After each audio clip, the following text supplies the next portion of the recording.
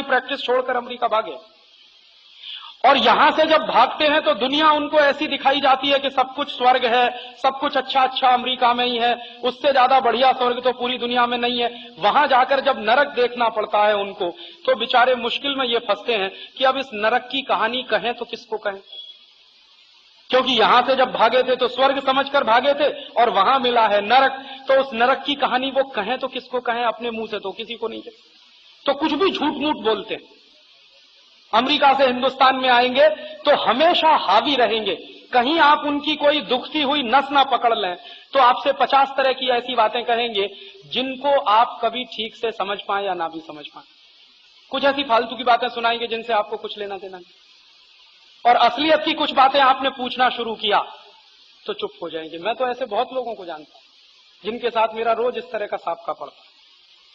और ऐसे बहुत सारे माँ बाप हैं जो अपने बेटा बेटियों के बारे में यहां कल्पना करके बैठे हैं कि बेटा तो बहुत बड़ा काम करता है, वहां होटल में बैरे की नौकरी करता है, या सड़क पर खड़े होकर अखबार बेचता है, या मेट्रोज में सफाई करने का काम करता है, या मेट्रोज में कुछ कूड़े बीनने का काम करता है, इस तरह के काम करते हैं, या फूल बेचने वाली दुकान पर शॉपकीपर है। इस तरह के काम में बहुत सारे, होटल में कहीं है इस तरह के काम, बर्तन साफ करने के काम में लगा, ये साफ करने के काम में लगा, वो साफ करने के काम। तो अमरीकियों को क्या है, कम पैसे में और अच्छे मजदूर उनको मिल जाते हैं, और स्किल्ड मजदूर उनको मिल जाते हैं। और फिर ये लोग बेचारे जो भागकर अमेरिका जाते हैं, ना तो वो भारतीय रह पाते हैं ना अमरीकी हो पाते, बीच में त्रिशंकु की तरह से लटक जाते हैं, जो जिंदगी भर के लिए उनके लिए नरक बन जाए। हमेशा सेकंड ग्रेड सिटीजन की जिंदगी बिताते हैं अमेरिका में, कभी भी उनको फर्स्ट ग्रेड सिटीजन माना नहीं जाता, और उनकी सोसाइटी में कभी भी वो आपको मिक्सअप नहीं होने देते। वो अपनी सोसाइटी को हमेशा रिजर्व रखते हैं और आपको किसी और काम के लिए छोड़ देते हैं।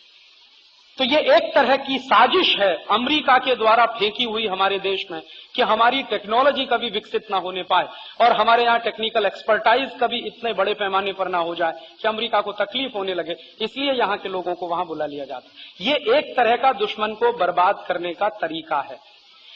इसी तरह से अमेरिका एक तरीके का और इस्तेमाल करता हमारे देश को बर्बाद करने के लिए कि अगर हिंदुस्तान को वो अपना दुश्मन समझता है तो हिंदुस्तान को आर्थिक रूप से तबाह करते रहो, टेक्निकली टेक्नोलॉजी के लेवल पर हिंदुस्तान को तबाह करते रहो, और अर्थव्यवस्था के स्तर पर आर्थिक रूप से भी हिंदुस्तान को तबाह करते रहो। वो एक तरीका है। फिर एक तरीका और है कि हिंदुस्तान को सांस्कृतिक रूप से तबाह करते रहो। माने क्या होता है कि जब दुश्मन आपके खिलाफ होता है और दुश्मन आपके खिलाफ लड़ता है तो 3 तरह के युद्ध होते हैं। एक तो राजनीतिक युद्ध होता है, जब दुश्मन आपकी सीधे जमीन छीनने की कोशिश करता है। एक तकनीकी युद्ध होता है जिसमें दुश्मन आपकी तकनीकी विकसित नहीं होने देता है या आपकी तकनीकी को विकसित होने के रास्ते में अड़ंगे लगाता रहता है। और एक युद्ध होता है आर्थिक युद्ध, जिसमें दुश्मन आपकी अर्थव्यवस्था को बर्बाद करने के काम करता है या अर्थव्यवस्था को बढ़ने नहीं देता है या आपकी आर्थिक संपत्ति को छीनने की कोशिश करता है। और एक और खतरनाक युद्ध होता है सांस्कृतिक युद्ध, जब दुश्मन आपकी संस्कृति को बर्बाद करने की कोशिश करता है और सांस्कृतिक रूप से आपको खलास करने की कोशिश करता है। अमेरिका ये चारों तरह के युद्ध हमारे देश के खिलाफ कर रहा है। राजनीतिक युद्ध कैसे कर रहा है मैंने बहुत विस्तार से आपको बताया। तकनीकी युद्ध कैसे हमारे देश में कर रहा है वो भी मैंने आपको विस्तार से बताया। आर्थिक युद्ध अमेरिका किस तरह से हमारे देश में कर रहा है, उसके लिए उन्होंने क्या किया है, अपनी सैकड़ों कंपनियों को हिंदुस्तान में भेज दिया और हमारे देश के जो घोटालेबाज निकृष्ट किस्म के नेता हैं उनको रिश्वत दे देकर, घूस दे देकर अमेरिकी कंपनियों को लाइसेंस दिलवाने का काम करवा लिया है उन्होंने।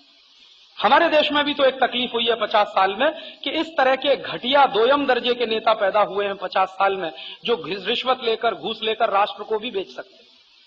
आज से 50 साल पहले जो हमारे नेता थे वो राष्ट्र के लिए अपना कुछ भी कुर्बान करने को तैयार थे। अब जो नेता हैं वो राष्ट्र बेचकर भी अपना घर भर सकते हैं।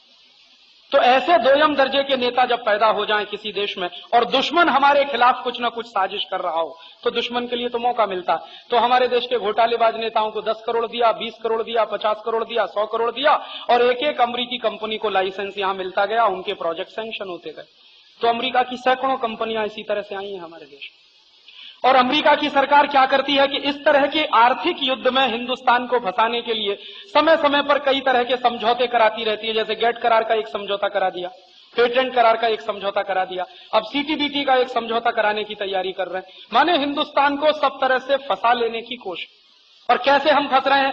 गेट करार का समझौता होने के बाद ये हालत हो गई है कि अब की कंपनियां पानी भी बेचें तो मना नहीं कर सकते, बटाटा चिप्स भी बेचें तो भी मना नहीं कर सकते, टमाटर की चटनी भी बेचें तो भी मना नहीं कर सकते, आम का अचार बेचें तो भी मना नहीं कर सकते, कुछ भी बेचें वो हिंदुस्तान में आके तो भी मना नहीं कर सकते। और वही हो रहा। और उनकी कंपनियां पानी बेच रही हैं, टमाटर की चटनी, आम का अचार, पाव रोटी, डबल रोटी, टॉफी, चॉकलेट, बिस्किट्स, जूते, चप्पल, अंडरवियर, बनियान, लिपस्टिक, नेल पॉलिश, ये सब फालतू फालतू चीजें बेच रही और ये सब बिक रही हैं हमारे देश में। और इनके माध्यम से हजारों करोड़ रुपया हमारे खून पसीने की कमाई का दुश्मन के हाथ में जा रहा है, इन्हीं अमरीकी कंपनियों में। कैसे जा रहा है? एक अमरीकी कंपनी है पेप्सी कोला, वो धंधा कर रही है हमारे देश में। एक अमरीकी कंपनी है कोका कोला, वो भी धंधा कर रही है हमारे देश में। दोनों अमरीकी कंपनियां बेचती हैं क्या? पानी भर के बोतल में। पानी का नाम है लहर पेप्सी या कोका कोला या लहर 7 अप या कुछ और। ये सब जो पानी बिक रहा है हिंदुस्तान के गांव गांव में, और गांव गांव में ये दुश्मन देश की कंपनियों का पानी बिक रहा है। और हमारे देश के नेता बुला लाए। एक बार हमारे देश के नेताओं ने कोका कोला को भगाया था, अब ऐसे निकृष्ट कोटि के नेता हैं कि फिर उसी कोका कोला को बुला लाए इस देश। तो अब बिकता है पानी गांव गांव में। पीने का पानी शायद न मिले हिंदुस्तान के गांव में, लेकिन पेप्सी कोला कोका कोला मिलेगा। 10-10 रुपए की बोतल बिकती है, 10 रुपए का पेप्सी कोला, 10 रुपए का कोका कोला। अब ये जो 10 रुपए का पेप्सी कोला कोका कोला बिकता है, वो मुश्किल से 70 पैसे का बनता। आप पूछेंगे मुझे कैसे मालूम? भारत सरकार का एक बहुत बड़ा डिपार्टमेंट है जिसका नाम है BICP, bureau of industrial cost and prices. ये BICP डिपार्टमेंट का काम क्या है? BICP डिपार्टमेंट का काम यह है कि भारत के बाजार में बिकने वाली हर वस्तु का लागत कीमत तय करना, कॉस्ट ऑफ प्रोडक्शन बताना। तो एक बार BICP के अधिकारियों को मैं मिला दिल्ली में, मैंने उनको कहा कि ये पेप्सी कोला कोका कोला 10 रुपए का जो बिकता है, आप ये तो बताओ ये बनता कितने का? तो उन्होंने भी क्या कहा? उन्होंने कहा राजीव भाई हम बताएंगे तो सही, लेकिन आप हमारा नाम मत लीजिए कभी भी कहीं। तो मैंने कहा क्यों भाई? तो उन्होंने कहा आप सब समझते हैं, अभी हम आपको क्या बताएं। तो मैंने कहा अच्छा ठीक है, मैं आपका नाम नहीं लूंगा, आप बताओ तो सही कि ये कीमत क्या है, इसकी लागत क्या है। तब उन्होंने बताया। 3 महीने मुझको घुमाते रहे, लेकिन बताया जरूर। 3 महीने के बाद उन्होंने बताया कि ये पेप्सी कोला कोका कोला 70 पैसे में बनता। फिर मैंने पूछा कि ये जो 70 पैसे में बनता है, इसमें एक्साइज ड्यूटी शामिल है कि अलग है? उन्होंने कहा विद एक्साइज ड्यूटी।